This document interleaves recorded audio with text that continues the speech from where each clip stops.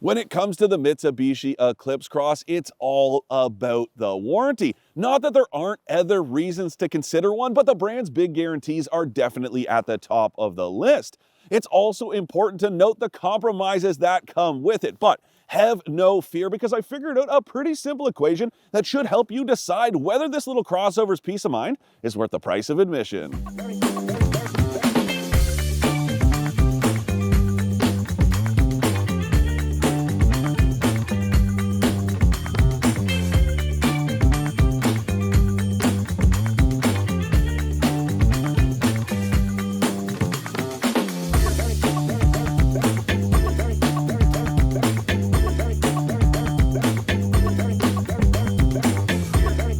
For more expert car reviews, don't forget to share our channel and subscribe so you can catch some of this and maybe even a little of that. Okay, we'll get to all the warranty business in a bit, but first let's cover the basics. And to be honest with you guys, the Eclipse Cross isn't that old. It only launched about 6 years ago, but I'm telling you right now, it looks and feels quite a bit older. And some of it comes down to what it doesn't have and also what it has.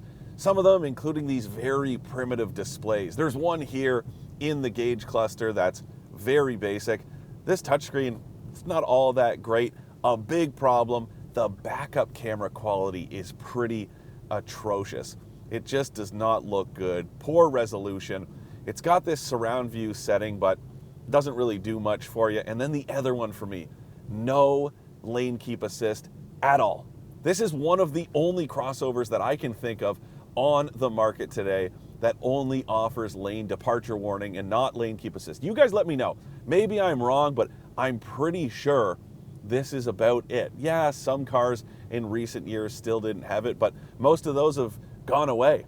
The fact that this does not have that feature, that stands out to me as a bit of a problem, especially because there are no discounts here. This thing is still quite expensive. Now we'll get to pricing later on, but that is one disappointment here. When it comes to advanced safety stuff, no brand should be skimping on it. So the only advanced safety feature that is standard across the lineup, forward collision mitigation. To get blind spot monitoring, you have to step up to the second trim, and then the SEL and up is where you get lane departure warning, but not lane keep assist, as well as adaptive cruise control. On the bright side, standard all-wheel drive, which is surprisingly still pretty rare in this segment. A lot of vehicles, well, they skip out on the cheaper trims in order to shave a few bucks off the MSRP, even though most people don't buy those trims anyways. But this one, every trim in the lineup does have all-wheel drive, and it is quite effective. There's also this button here that you can cycle through a few different settings. So there's the normal setting, one for snow, as well as another for gravel. And then there's an eco mode, which brings me to the fuel consumption. Now, this thing uses a 1.5 liter turbocharged 4-cylinder. It's paired with a continuously variable transmission and automatic. That does its job okay. The whole thing gets a little buzzy when you're heavy with the accelerator pedal, but it does get the job done. On paper, this thing burns 9.3 liters per 100 kilometers combined, but I have been doing quite a bit better than that this week, and I am really impressed with how it's performing in the real world. Now, don't forget, this thing is riding on winter tires just like it should be, because even though we've been having a pretty mild winter this year here in the GTA, it's not about the snow, it's about the cold conditions.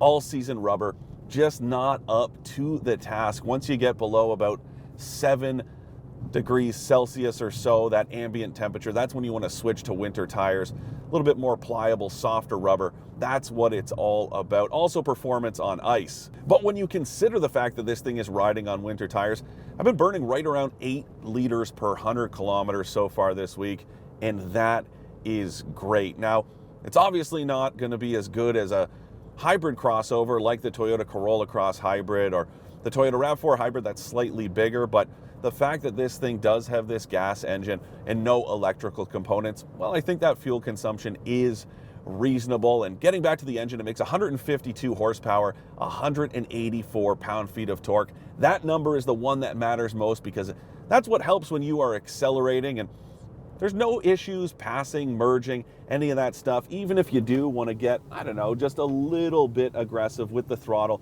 Like I said, it does sound a little bit unrefined, but for the most part, performance is more than up to par. I do like the powertrain. There are some issues beyond the noise though, and I do want to talk about ride quality because it's kind of bizarre. On normal rollers in the road, yeah, it's fine, it feels pretty smooth, but the ride really starts to get chattery and choppy. The dampers tend to get overwhelmed over a series of pressure cracks and potholes. That part I don't love.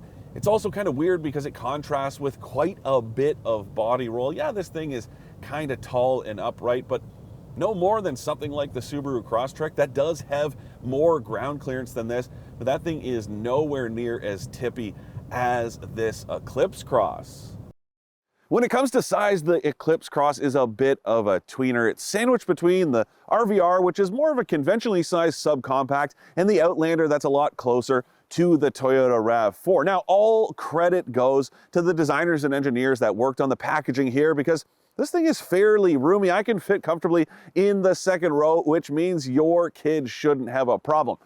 Things change a little bit when it comes to cargo room. There's about as much space as you get in an average size crossover like this one. If you take a look at the Subaru Crosstrek or the Jeep Compass, both of those are fairly similarly sized to this thing, and the cargo room is in the same neighborhood. But here's the weird thing.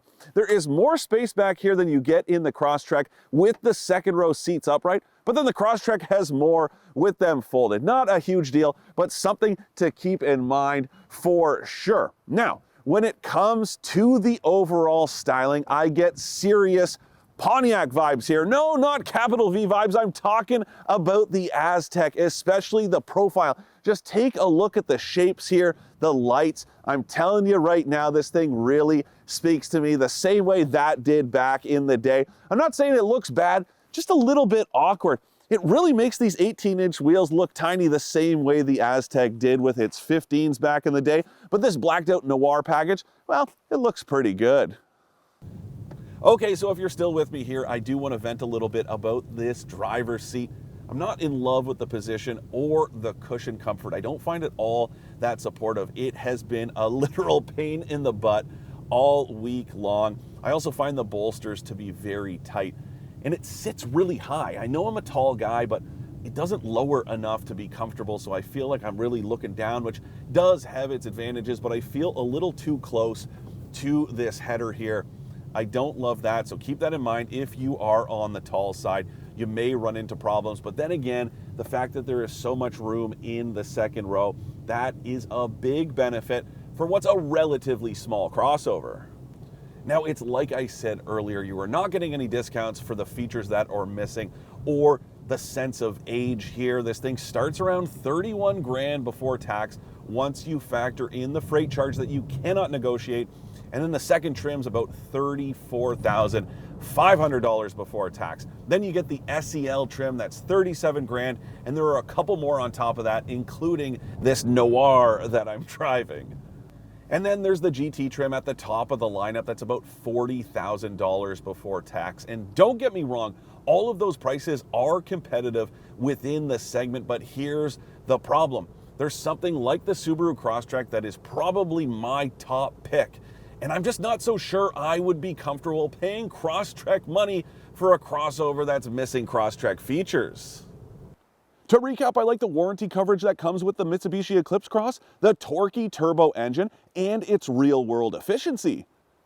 I don't like that it doesn't have lane keeping, how buzzy the powertrain gets because of the CVT, and how chattery the ride is. Okay, so we're back to where we started, the warranty. This thing, it has 10-year, 160,000 kilometer powertrain coverage, which is some of the best in the business. So here's that equation I mentioned off the top that you need to consider.